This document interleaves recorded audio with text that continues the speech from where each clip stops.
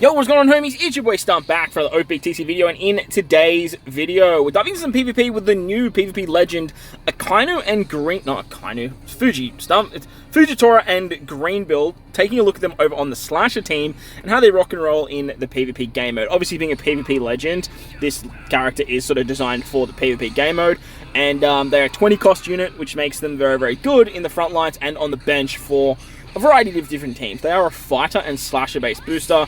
Fighter teams have had a lot of buffs lately. We've had Wiping and Ace, we've had Carrot and the Sulong, Ino, and Neko, and now we have this particular unit as well. But look, fighters is just still like, they're still so far off where they need to be that I thought, we'll take this character over on the slasher team, because that's probably the best place that we're going to be able to showcase them. We're taking them to some of the PvP fights. I have actually some actual PvP fights, seeing as like Blitz has been on. I haven't had a chance to sort of sit down and record the voiceover for this, so I've actually had some chance to actually do some PvP matches as well, which is really, really nice. So I will see what happens in regular play. I might take this character into some regular play. They do seem very interesting. But like I said, Rumble is basically where they're going to shine the most, as they are obviously a PvP-based legend. Starting off, we are taking on the level 150 side challenge, the Yamato fight. I thought this was just a really good place to sort of showcase some ridiculously strong teams with some ridiculously strong stats. Like this team has like 147,000 combat power, which is just absolutely wild. And it's just a lot of fun actually taking on these really hard PvP challenge fights once you guys get to like level 250 plus of PK, because the numbers just get absolutely absurd. But Slashers, look, they did it fairly easy, and Slashers are one of my favorite PvP teams. They have been for a very, very long time. So I'm going to take this team into like a lot of different content, a lot of different fights, I should say, and we're going to do a bit of a longer video talking about the Slasher team and what it was to where it is now, and where it can be, obviously, with all investments and all fun stuff like that as well. So that was the side challenge. No real challenge for the Slashers, but as you can see, like, they just tanked 15k, like, just casually tanking 15,000 damage from S-Hawk is kind of wild. So pretty fun stuff there. But let's move on to some of the challenge fights now, because some of the challenge fights, they can be pretty pesky. And there is one new one that I really want to talk about with the release of this particular character. 147k, Jesus. Alright, so we're going to actually take on the Fuji and Greenbull challenge fight over here in PvP, because I really want to talk about where the Slasher team can be to where it actually is now. Now, this is pretty much a mirror match run. I don't think the Slasher team can get pretty much better than what the opposition's running. If S-Hawk was in the front, and then maybe you move like Greenbull and Fuji to the bench, obviously that's probably going to give you a little more attacking prowess, sort of like what I'm doing here. But remember, like, you can't run all these crazy legends. I do have the Giants on the bench because, like, I had a legend spot thanks to the 20 cost of S-Hawk and Fuji and Greenbull. But what I wanted to chat about with this particular run is level 150 for these new super special PvP characters, especially Roger Rayleigh Gaban. Roger Rayleigh Gaban at level 150 does a 60% HP cut to all enemies, 100% chance to halve stats, and then hits 3 enemies for a bunch of damage. They get their super special after taking 2 specials, which you will pretty much see every single fight. Like, most of the time with this unit, you'll actually see it proc before they even get their first special off. And this extra buff to the super special compared to what they are at level 99, which is what I'm actually utilizing on my team, is monstrous. The level 99 only does a 60% HP cut to 1 unit compared to the entire team, which is already nuts.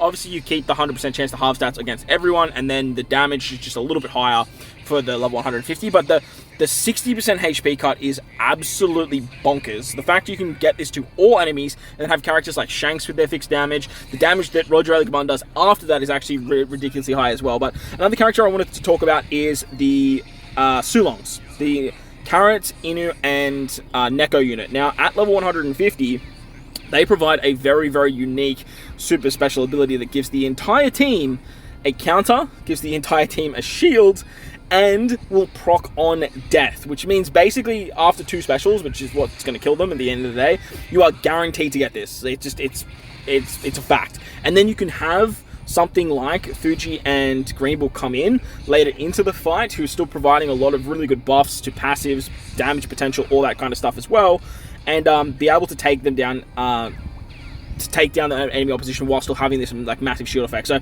slashes, from what you are seeing me running right here, have a massive ceiling, like a disgusting ceiling. Most people aren't going to have level 150 Sulongs, level 150 Roger Eligman. I know there are some people out there that have level 150 Roger Eligman, but you guys are absolutely psychos. Because like no unit is worth more than 5 posters. So if you use 10 posters on that character, like, or 9, whatever it is, like, more power to you. But eventually we will see the Sulongs come to play, because the Sulongs are a regular legend. Now, as you can see here, they got their super special off. The reason I won this fight is because I killed Roger Eligman before they used their super special, and Carrot and the Sulongs were basically alive until the last 30 seconds. So their super special really wasn't doing all that much because like most of the team was already dead. And then even still, as you can see here, like Shanks is like on a beastic HP. We only managed to take it down with 4 units left. So this challenge is actually really hard for a lot of the meta-based teams. But I really wanted to chat about what slashes can look like thanks to this fight. However, most people will have slashes looking like this. Like, if you have investments on some of these super characters like I do, obviously like their investment is nice in the rest of the game, where like Roger Eligman's investment doesn't really provide that much besides like a good final tap. That's not even a good final tap, to be honest. But we're going to dive into some actual fights now. Like, I'm not in like the highest range of PvP. As I mentioned in some of my other PvP showcases over the last couple of weeks, once the Super Power Rumble comes around in Championship, that's when we'll sort of showcase a little bit more with what we're actually working with. But let's talk about Fuji and Greenbull. They are obviously a 20 cost legend, which is great for any team because you can throw them on the bench. I think the quick slash teams are really going to like flourish thanks to this character, because it's just another like quick slasher based unit. Obviously it does take away from quick Fuji, the other PvP rare recruit who is driven based for cross skill, but look, it's much of a muchness. In the front slot, they actually work really well. They've got some really good tanking abilities. They can heal quite nicely as well, which is nice. They buff slasher and fighter characters' allies, HP, defense, and crit level 6. And then when striking a crit up to 3 times, they give themselves level 3 CT speed. So they can get up to level 9 CT speed after hitting 3 critical hits. This is actually pretty easy to do with the amount of crit buff they actually give to themselves. But like the crit buff, it's just like, it's a shit buff. Like, it's so shit. Shanks actually gives crit as well on his special, and Shanks is on such a low cooldown that it then helps Fuji and Greenbull get the extra CD reduction. Which is actually really nice, because their special versing the right teams can actually like pop off and do some really nice things. They're special on a 36-second cooldown, and obviously that's why you want that extra 9 CD reduction, because like without that 9 CD reduction, like you're going to be waiting a pretty long time for this particular special ability. Targets a large range for 4 times damage, 60% chance to action by for 10 seconds, and targets self for level 5 crit up. Then HP is 50% or low, targets self for a 50% heal. So if you get low HP, you heal back up, just like Roger Eligman give themselves 100% chance to heal, I believe it is. They give themselves 100% chance. It's 100, yeah, it's 100, or maybe it's a 50% on super special.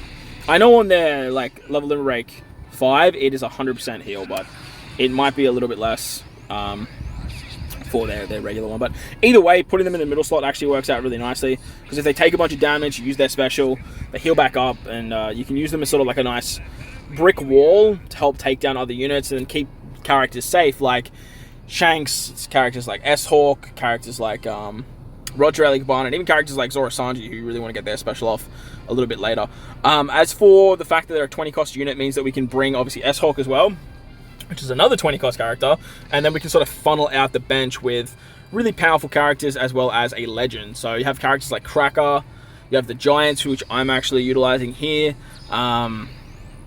You have those Sulon characters. Hell, you can throw Odin, Kino, and Dendro on the bench like they were doing in the PvP challenge.